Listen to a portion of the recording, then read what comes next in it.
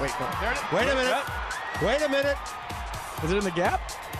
Oh! Walk-off homer. Walk-off homer. The Nationals are the champions of the National League East. Here they are.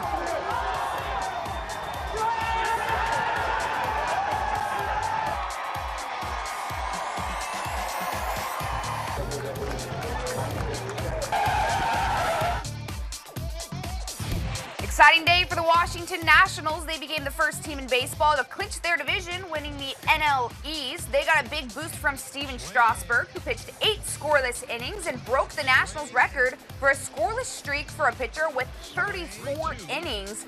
Now they probably have the best 1-2 punch among starting pitchers. Add that to the Dodgers' woes and their losing streak here.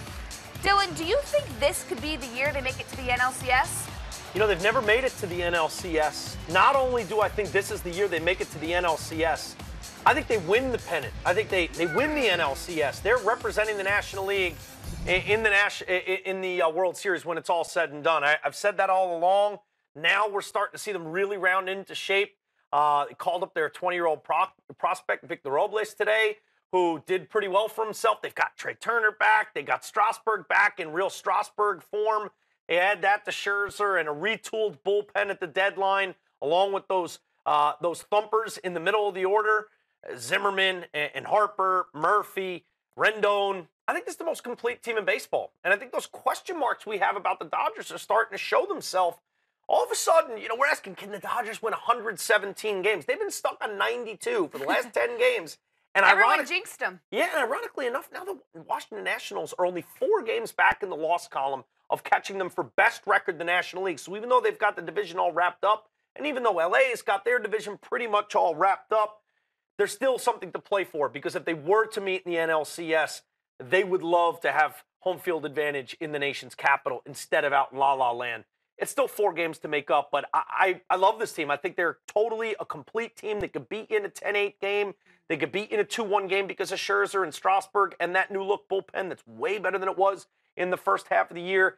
And they've got speed. They've got power. They've just got a little bit of everything. And although Dusty Baker has his critics out there, he's been around the block and has a lot of experience dealing with postseason baseball. Now, whether he can deal with that bullpen, that's another question. Dusty's had his issues dealing with bullpens in the past. Ironically enough, one last note. This was the shortest game at Nationals Park all year long because Strasburg was dealing so much.